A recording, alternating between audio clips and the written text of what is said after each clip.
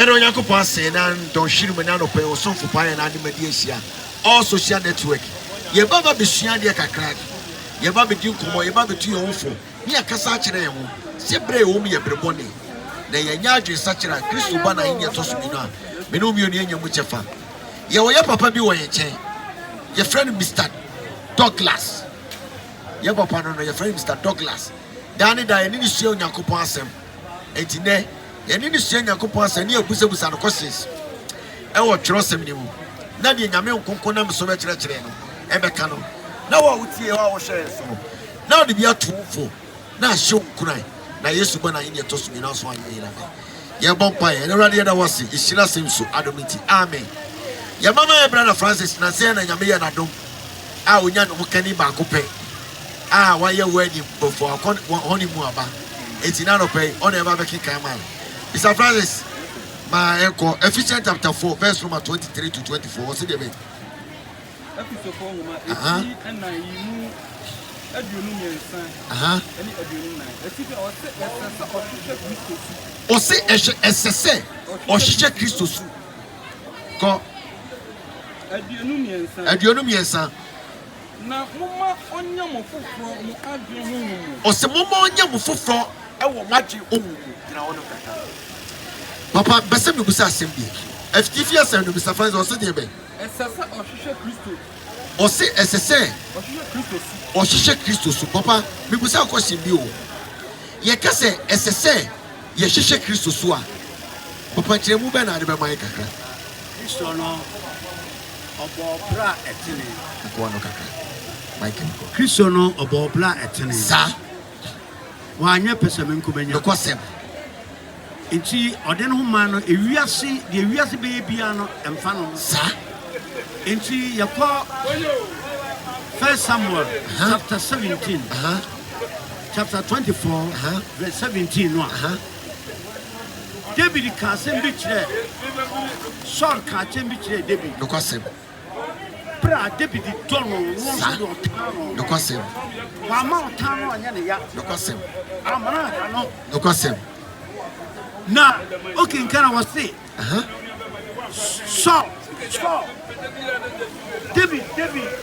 o se afedi be hu se wo tene kire amanya netete David no suro e fata Kristo no kwasem eti de tamfo kura kamfo no kwasem tamfo kamfo wa netete wonye Kristo su no kwasem nete say asema wo ken e wo 2 Kings chapter 24 verse number 17 to 16 na e ho no on say assembly is here no na so no pe David ekunu no David ko e go da enuma okoto se Saul ada no o kwa bu se o twa ne toma no a o de kire no o se me ba David ni o se ai o se e ho no so ka sem se obi ko to ne tamfo a o mane ko odene ho be mana son akora na o se de bida na e ho David kire se esufufro bi woni ho a eye sonko se so de no ya esese nipa etia be Christopher e wo se de sunko a esese de be nipa oh papa ya bi chira pa e kan brother Francis esa kan o se 23 o se de ti mo ma wonya mu de be fufuro a e wo magye hu papa to so te de na monse nipa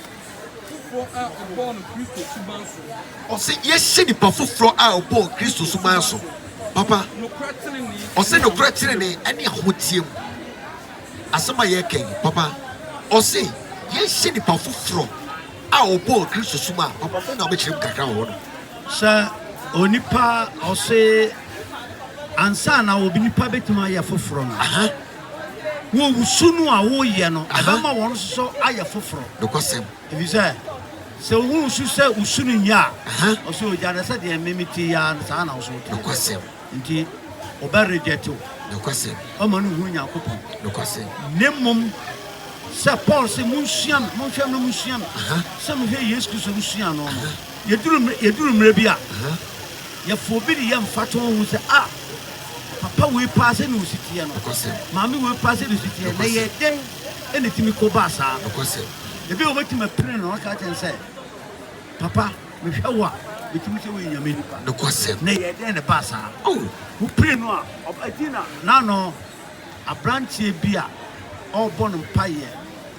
na onyankopɔ ka ten say dia wa ye nyina asomani no kwasem eti ko Peter ho mo chekiro ewo Acts chapter 10 Colonius na ni suro adedi no kwasem ama nyankopɔ na ni aso no kwasem wagya ne bɔne no kwasem wɔyɛ sogya ni a okum nipa no kwasem ɛsɛ na wɔ sɛ wo ne nkum bi Jesus nti ne su no asesɛ nipa amana ayɛ fofo Jesus nti yɛsɛ yɛ wɔ ha yi ɛsɛ sɛ wo ma wo su ɛka nyame asɛm ɛkyerɛ nipa no kwasem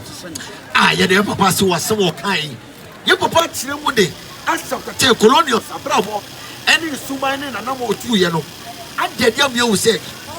nipa ankasa wo su ana wo ne a woyɛ no ɛtumi yɛ dɛmɛ ɛsesɛ nipa ma nipa ɔba Kristo papa mi wusa akwasɛm akɔpɛ ɛne Kristofo yɛ suman ɛtumi sesɛ nipa ɛtumi sesɛ nipa anaa ɛne Kristo suman yɛ suman ne abrabɔ ɛtumi sesɛ nipa anaa ɛnsesɛ nipa ɛfiri sɛ mmea ankasa yɛkɔ asɔre ɛma yɛsɔfo no ka kyerɛ me sɛ memmɔ mpayɛ ma maame bi na mebɔ mpayɛ nam ka sɛ onyame a wotumi ade nyina yɛ yɛde wase sɛ wafra mfo nsuo bi na aba no mu ɛna saa wɔ hawo ba awurade mesrɛ fa kyɛ no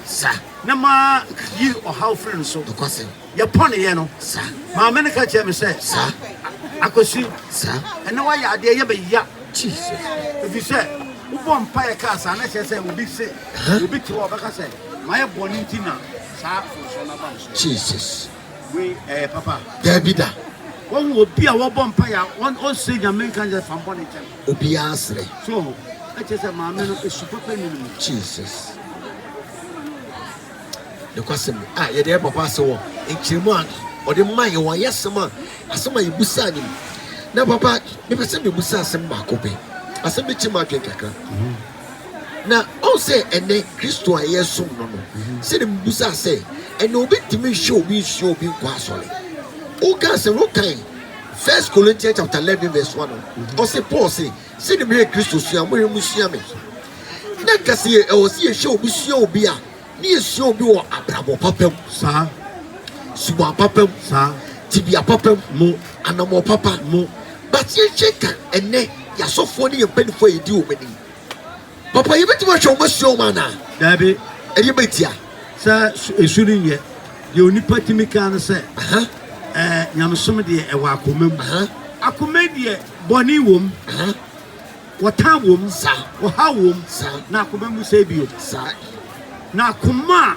a emu teɛ ɛni ti na David bɔ mpa sɛ Awurade bɔ akoma a emu teɛ ma me na yɛ honhom foforɔ a aseɛ ti wɔ mu so ne kyerɛ sɛ tɛm biara ɔpɛ nkɔsoɔ sɛneɛ onipa bɛhwɛ no na ɔnso ɔnya nkwagyeɛ nyamesom deɛ obi ka sɛ ɛte akoma mu yɛ akoma na sɛ akoma deɛ bɔne wɔ mu akoma di ɛbɔ korɔ no akoma ɛbɔ adwaman akoma yɛ deɛ mfata na ɛnyɛ akoma koro yɛ asɛm yɛ papa ayi ano ama na akoma ɛmu teɛ obi kura nhuwa na no kondo sɛ sɛ ne nua no kora akɔɔpɛ sɛ ne kuru no akɔɔpɛ sɛ ne yere no akɔɔpɛ ɛne ne yɛfɛn sɛ wɔbɔ bra ɛfata na namɔ sɛ nipa ne ne preaching no a woka no nsuban atumi preaching nipa ma ne sesa yɛdɛ papa ase ɛwɔ nsɛm a wakyerɛ mu nyame nkoko nam so akyerɛ m sɛ ɛwɔ nipa ɛwɔ sɛ nipa yɛhwɛ wo sua ɔyɛ nipa na brɛbɔ ne ne suban wɔwɔ deɛ kora meyɛtumi wo sɛ nipa wɔ nyankopɔn nipa ɔne yɛ woyɛ ɔkasa wo nipa wɔtumi receive nipa wɔawofa ma meyɛwu nipa papa momyɛhwɛ asɛm bi wɔ Matthew chapter 23 yɛhyɛ verse number 2 no Mr. Francis kan verse 2 ne ba no ne yɛhwɛ adeɛ bi wɔka asɛm bi wɔ ne yɛbusa wo nsɛmfoɔ kakra ɔsɛ dɛ